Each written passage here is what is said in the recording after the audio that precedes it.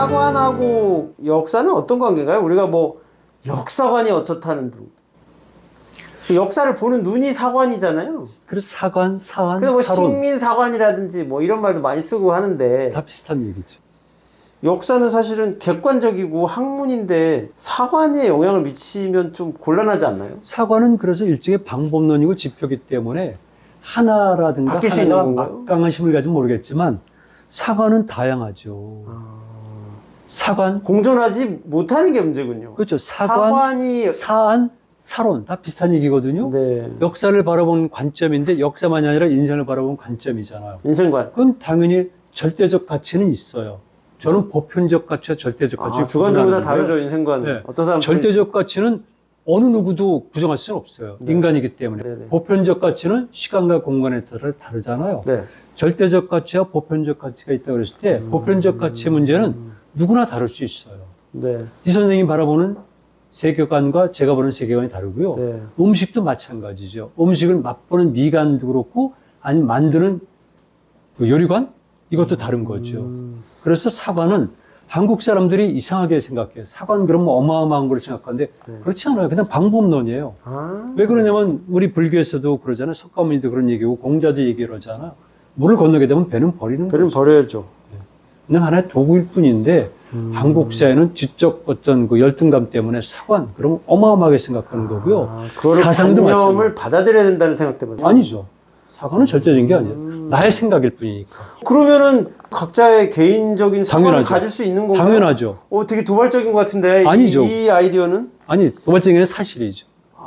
시험을 보고 있는 입장에서는 좀 도발적이네요. 내 마음대로 생각. 네. 그 대신 제가 아까 전제했잖아요. 절대적 가치는 있는 거예요. 있는 거죠. 네. 그렇지만 그러나 보편적 가치나 보편적 일반적 가치는 그건 어느 정도 개인적으로 자기가 거죠. 해석할 수 있다. 그렇죠. 네. 근데 이제 우리 같은 경우는 예를 들면 이런 건 있어요. 남북이 분단돼 있고 전혀 다른 이데올로기 체제가 있기 때문에 네. 그 이데올로기를 뒷받침해주는 사관은 있잖아요. 네네. 북쪽 같은 경우는 거긴 막스 사관이에요. 막시즘에다 유물 사관 플러스 주체 사관이에요. 남쪽은 그런 건 없어요, 사실은. 그냥 방법론으로서의 실증 고증은 있지 어떤 식으로 사회가 이루어져야 된다는 그런 건 없어요. 그렇지만 그래도 아무래도 분단 체제 속에서는 저쪽 사관들, 유물 사관이라든가 특히 주체 사관은 우리가 허용하기는 좀 어렵죠. 네.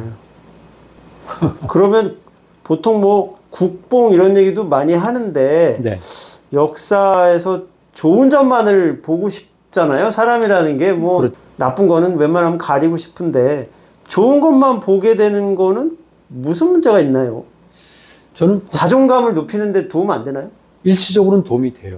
네.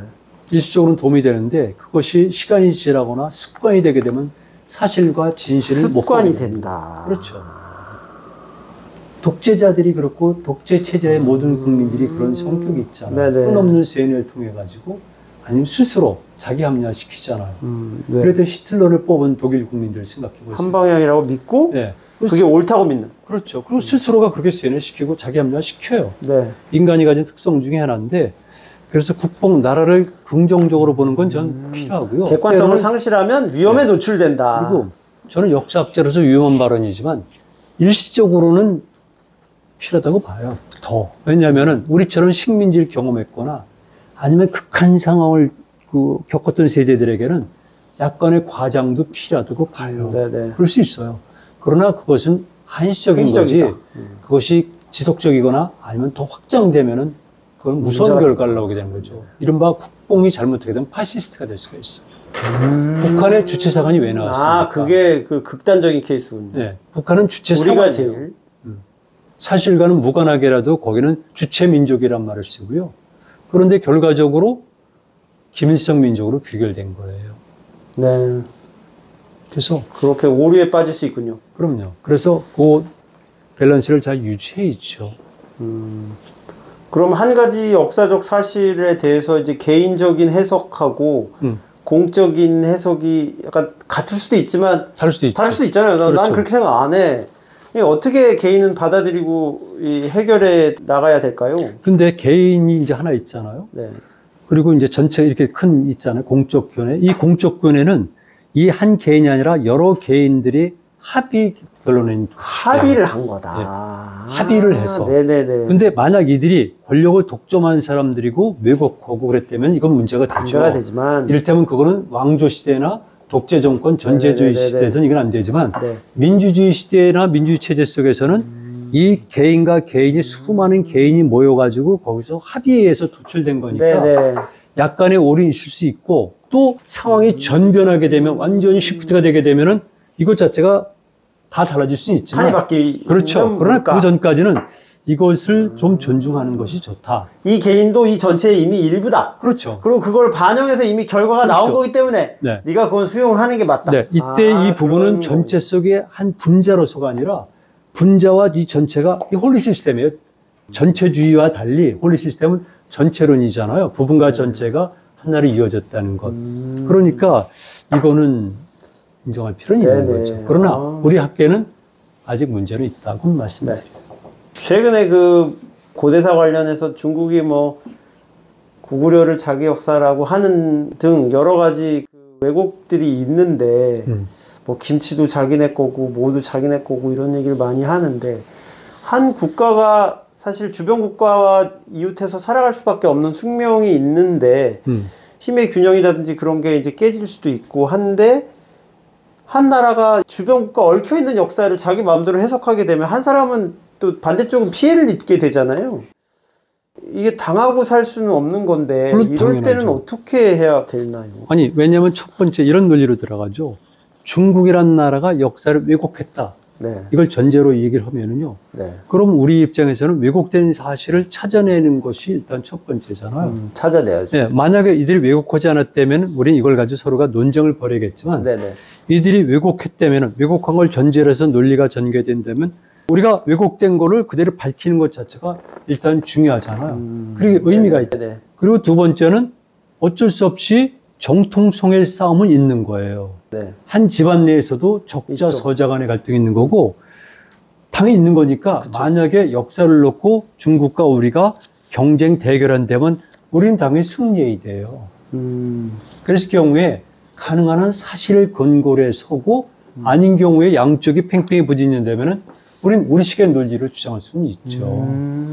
그러나 지금 현재는 중국이 오랫동안 수천 년 동안 일방적으로 왜곡해 왔기 때문에 우리로서는 일단은 그들에게 많은 문제점을 제기하고 사실을 확인하는 작업만으로서도 큰 의미가 있죠. 그러니까 적극적으로 해야 된다는 거예요. 저 사람들은 자기 욕심, 일단 제국주의 성격을 확장시키기 위해서 역사를 왜곡하는 것이고 중심주의적인 입장이라서 그렇죠. 네. 그리고 우리 입장에서는 그것이 아니라 우리는 생존을 걸고 지켜야 되는 거예요. 저 사람들은 더 욕심을 내서 더 많은 것을 자기 역사를 표현시키는 거고 네. 우리는 뺏길 수 없을 만큼 뺏겼기 때문에 이제 더 이상 뺏겨서 안 되고 이제는 뺏겼던 것마저 찾는 노력을 기울여야 되니까 네. 객관이란 미명하에 말 그대로 옵서버, 관찰자라든가 이런 자세를 가지고 있으면 곤란하죠. 역사학자는 당연히 옛날에 단지 신치호라든가 배감 박은식 이런 분들처럼 독립전쟁의 입장에서 역사를 찾아야 되는 거예요. 네. 그리고 나머지 국민들이나 백성들도 그런 자세를 갖고 있어야 되는데 국뽕이란 이런 자세가 좀 되는 건 아니죠. 그들은 더 확장시키고 욕심을 내는 거고 우리는 너무 많이 뺏겼고 더 이상 뺏길 것 없는데도 또 뺏어가려고 그러니까 우리는 지켜야 되고 이 기회에 더불어서 옛날 것까지도 찾아오자. 이런 자세가 필요한 거죠. 이게 역사학자들이 가져야 될 자세인데 즉 지사적 태도를 가지고 있어야 되는데 우리나라 역사학자들은 그런 건 부족하거나 없는 거죠.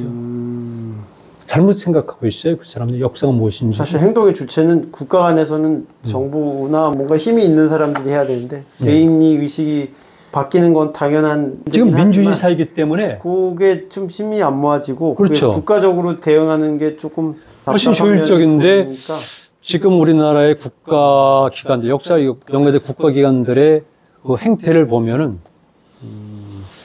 좀 답답함이 있습니다. 네. 네. 저는 그런 것들을 논문을 써서 발표했어요. 저는요, 우리나라 역사학의 문제점을 지금 이렇게 얘기하는 것이 아니라 논문으로 몇 편을 발표했어요. 유튜브도 있고 책도 있지만 논문으로 우리 역사학의 문제점 뭐라는 걸 몇 편을 발표했어요. 아마 역사학에서는 저밖에는 없는 것 같아요. 그 제야에서 그냥 목소리를 피거나 논리성이 없거나 부족한 사실에 근거한 것이 아니라 저는 역사학자 입장에서 우리나라 역사학계를 정식으로 하나하나 비판하는 논문들이 몇 명. 더 많은 노력을 해서 지킬 거 지키고 더 발전시킬 건 발전시키고. 제가 이런 용어를 했었어요. 동부역사재단 출범할 때 역정연구, 역사를 정책적으로 연구하는 집단이 바로 동부역사재단이 되어야 한다. 네. 그냥 학자들이 아니라 이 사람들은 역정연구를 될 사람들이에요. 자기들의 직장이 아니라 이거는 특별하게 만든 단체이기 때문에 그렇죠. 이 사람들은 특별한 사명감을 갖고 학문의 연구 분야도 달라야 되고 대응 방식도 달라야 되는 거고 특히 무엇보다도 인식이 달라야 되는데 부족하죠. 달라지기를 기원하겠습니다. 네.